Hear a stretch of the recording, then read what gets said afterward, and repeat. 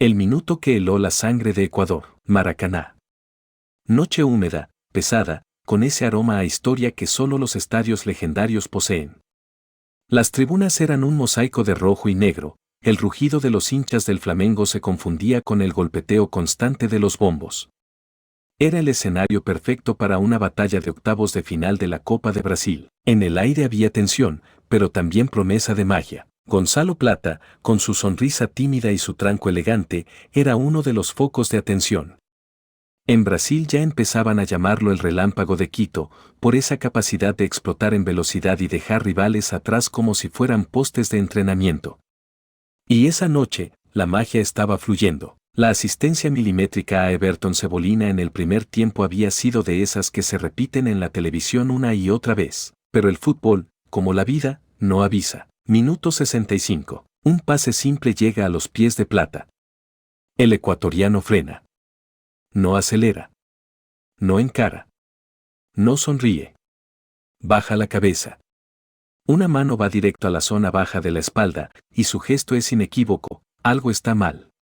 Muy mal. En la banca del Flamengo, Felipe Luís se levanta como impulsado por un resorte.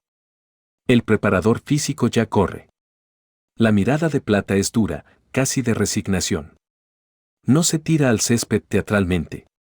No pide asistencia médica con aspavientos. Solo gira hacia el banco y pide el cambio. En silencio, con la certeza de quien sabe que algo importante se ha roto. En Ecuador, miles de kilómetros al norte, Sebastián Becasese estaba en su casa, viendo el partido en diferido tras un intenso día de entrenamientos con la selección. Cuando vio la escena, el control remoto se le cayó de la mano. No, no puede ser ahora, susurró, casi como un rezo que nadie escuchó. Ese fue el minuto que heló la sangre de un país entero. La noche que se apagó. Desde el pitazo inicial, Plata había sido el alma ofensiva del Flamengo. Por la banda derecha, su velocidad era un látigo, y su cambio de ritmo, un cuchillo que abría la defensa del Atlético Mineiro una y otra vez. Los narradores brasileños no ahorraban elogios. Ese menino demonio pela ponta, gritaba el comentarista en la transmisión nacional. El público en el Maracaná, exigente como pocos, se había puesto de pie más de una vez en esos primeros 45 minutos. La jugada del gol fue una obra de arte táctica, recepción orientada, pausa justa, visión panorámica y pase quirúrgico al pie de Cebolinha, que solo tuvo que empujarla a la red. Un gol de manual, de esos que enloquecen a los puristas y que generan un eco inmediato en las redes sociales. Pero en el fútbol, la gloria es tan efímera como una bocanada de aire. Y el minuto 65 lo cambió todo.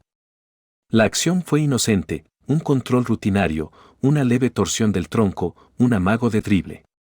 Ahí, un latigazo agudo en la zona lumbar. El dolor no fue devastador de inmediato, pero sí lo suficiente para saber que continuar sería un suicidio físico. Plata no pidió masaje, no buscó ganar tiempo.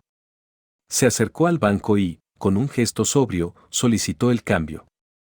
Felipe Luís, que conoce de lesiones y sus tiempos, no dudó.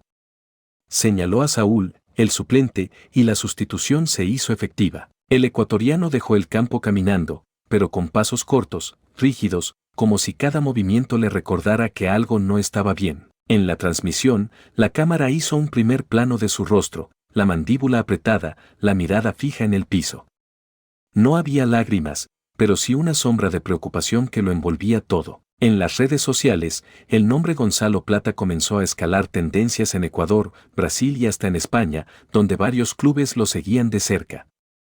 Los comentarios iban del apoyo incondicional al pesimismo absoluto. Recupérate, crack, te necesitamos contra Argentina, escribía un hincha quiteño. Ahí se nos fue el partido y quién sabe si el mundial, lamentaba otro desde Guayaquil. En la sala de prensa, Felipe Luís fue breve y contundente. Plata pidió el cambio por molestias en la zona lumbar. No podíamos arriesgarlo. Esperaremos exámenes. Pero en Quito, la frase cayó como un mazazo. Faltaban semanas para enfrentar a la todopoderosa Argentina de Lionel Scaloni, y la Tri no podía darse el lujo de perder a su hombre más desequilibrante. La noche que comenzó con magia y promesas terminó con un silencio incómodo, un parte médico pendiente y un país entero en vilo. Zona prohibida, el enemigo silencioso en la espalda de un extremo. La espalda.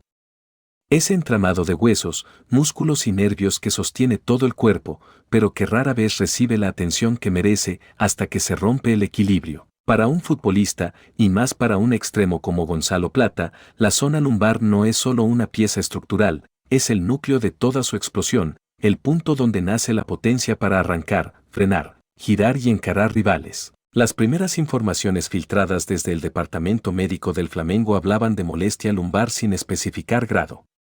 Un término amplio que en medicina deportiva puede ir desde una contractura simple hasta una hernia de disco en desarrollo. El problema es que, tratándose de un jugador que basa el 70% de su juego en la agilidad y el cambio de dirección, cualquier daño en esa área es un riesgo mayúsculo, un dolor que no avisa. Las lesiones lumbares tienen una particularidad cruel, no siempre se manifiestan con un golpe visible o una caída aparatosa. Muchas veces surgen de movimientos mínimos, de cargas acumuladas, de microlesiones que no cicatrizan. Basta un mal gesto, como el que hizo Plata en ese minuto fatal, para que el cuerpo envíe una señal inequívoca, detente o pagarás el precio. El doctor ficticio Julián Méndez, consultado por medios ecuatorianos, lo explicó así: la zona lumbar es como el fusible de un circuito eléctrico. Si salta, es para evitar un daño mayor. El problema es que, si no se respeta el tiempo de reposo, ese fusible puede no volver a funcionar igual. La biología contra el calendario. El calendario de Ecuador es un enemigo despiadado. Menos de un mes para el duelo contra Argentina significa que el tiempo de recuperación debe ser quirúrgicamente exacto. Demasiado corto, y el riesgo de recaída es altísimo. Demasiado largo, y se pierde un partido clave que puede marcar el rumbo anímico de la eliminatoria. En la intimidad del cuerpo técnico de la Tri, el preparador físico Alejandro Manzanelli fue tajante: si no llega al 100%, no puede jugar. No nos sirve al 70%, y menos contra Argentina. Pero esa postura choca con la ansiedad del propio Plata, que vive su mejor momento desde que llegó a Brasil. En privado, habría dicho a un compañero de Flamengo: aunque sea infiltrado, yo juego ese partido. Un historial que preocupa. No es la primera vez que la espalda le pasa factura. En su etapa en el Valladolid español ya tuvo episodios de sobrecarga lumbar, aunque nunca llegaron a lesiones graves. El problema es que, como dicen los fisioterapeutas, la espalda tiene memoria. Una vez que falla, es más fácil que vuelva a hacerlo si no se fortalece la zona y se corrigen los patrones de movimiento. El peso emocional de la lesión. Más allá del músculo y el hueso, está la cabeza. Para un jugador desequilibrante, saber que un giro o un sprint pueden encender de nuevo ese dolor es un golpe psicológico tremendo. La confianza se resiente. El cuerpo se protege instintivamente. Y ese milisegundo de duda, en el fútbol de élite, puede significar perder un mano a mano decisivo. En ese contexto, la noticia cayó como plomo en Quito. En la sede de la Federación Ecuatoriana de Fútbol, un miembro del staff fue sincero: estamos asustados. Plata es insustituible. No tenemos otro jugador con su perfil. El enemigo invisible. Mientras tanto, los exámenes médicos en Río de Janeiro se agendaban a contrarreloj. Resonancia magnética, ecografía, análisis de movilidad. Cada prueba acercaría una respuesta, pero también podría encender la alarma definitiva. En la intimidad, Becasese ya lo había dicho a su círculo más cercano: esta lesión puede ser más peligrosa que cualquier rival. Porque contra Argentina sé qué hacer, pero sin Plata, es como ir a la guerra sin mi mejor soldado. La zona lumbar de Gonzalo Plata se convirtió, de la noche a la mañana, en el punto más observado de todo el fútbol ecuatoriano. 1 centímetro de músculo inflamado, una fibra desgarrada, un nervio comprimido, y el plan entero de la Tri se derrumba. Concentración en llamas, la noticia que partió la estrategia en dos. En la casa de la selección, en Quito, el ambiente era de esos que se pueden cortar con un cuchillo. El grupo estaba reunido en la sala de video para analizar los últimos partidos de Paraguay, próximo rival en las eliminatorias.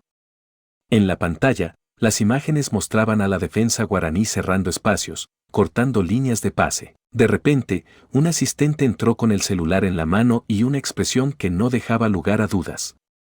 Becasese, que gesticulaba en medio de una explicación táctica, frenó de golpe. ¿Qué pasa?, preguntó sin rodeos. El asistente tragó saliva. Plata salió lesionado en Brasil. Zona lumbar. Lo sacaron al minuto 65. Un silencio seco invadió la sala. Nadie dijo nada durante 3 segundos, que parecieron eternos. Moisés Caicedo fue el primero en romperlo. ¿Pero grave o no?, preguntó, con un tono de preocupación genuina. Todavía no hay diagnóstico oficial, respondió el asistente, pero su mirada decía más que las palabras. Becasese se pasó las manos por la cara, se recostó en la silla y dejó escapar un suspiro largo. Bueno, se terminó la sesión de video por hoy, sentenció con voz grave. El desconcierto del vestuario. En los pasillos, los jugadores comentaban en voz baja. Jaroni Sarmiento, uno de los más cercanos a Plata, lo llamó por videollamada desde su teléfono. La imagen de Gonzalo apareciendo con una bolsa de hielo en la espalda y un gesto cansado dejó claro que la situación no era para nada alentadora. Tranquilo, hermano, voy a llegar, decía Plata, intentando forzar una sonrisa. No te apures, respondió Sarmiento. Te necesitamos entero, no a medias. Mientras tanto, en otra sala, el cuerpo técnico comenzaba una reunión improvisada. Si no llega Plata, tenemos que repensar todo el esquema, dijo el ayudante técnico Pablo Pérez, señalando una pizarra táctica. Podemos meter a Mena por derecha, propuso Manzanelli, el preparador físico. Becasé se negó con la cabeza. Mena no tiene el 1 contra 1 de Plata. Ni la velocidad. Si lo ponemos, tenemos que cambiar el sistema. El inicio del plan B. La conversación derivó en alternativas. Una opción era adelantar a Pervis Estupiñán como extremo y poner un lateral defensivo por detrás. Otra, apostar por Kevin Rodríguez y mover a Sarmiento a la derecha. Cada variante implicaba renunciar a algo: velocidad, amplitud o capacidad de desequilibrio. No hay reemplazo para Plata, concluyó Becasese. Si no está, tenemos que inventar algo nuevo. Y rápido. El peso emocional en el grupo. La noticia no solo impactaba en la táctica. En lo emocional, el golpe era fuerte. Plata era uno de los que más encendía el vestuario, siempre con bromas, siempre subiendo el ánimo. Su ausencia, aunque fuera temporal, dejaba un vacío que no se llenaba con un simple cambio de alineación. A las pocas horas, el psicólogo del equipo, Mauricio Recalde, pidió una reunión breve con el grupo. Muchachos, la cabeza es clave ahora. No podemos entrar a la cancha contra Argentina pensando en quién falta. Tenemos que pensar en quiénes estamos y en lo que podemos dar. Plata se está recuperando, y si llega, será un plus. Pero no podemos depender de un solo jugador. Las palabras fueron correctas, motivadoras, pero nadie en la sala lo creía del todo. Todos sabían que con Gonzalo Plata la historia contra Argentina era una. Sin él, era otra completamente distinta. Filtraciones y pánico mediático. Mientras esto ocurría en la concentración, en los medios ecuatorianos estallaba la bomba. Programas de debate abrían con titulares en rojo. Alerta total. Gonzalo Plata, lesionado a semanas de Argentina. Becas pierde a su carta más fuerte. En redes sociales, el hashtag #FuerzaPlata escalaba sin parar, mezclado con mensajes de aliento y teorías conspirativas sobre si Flamengo lo cuidaría más pensando en su propio calendario que en la selección. Becasese apagó el televisor en la sala común.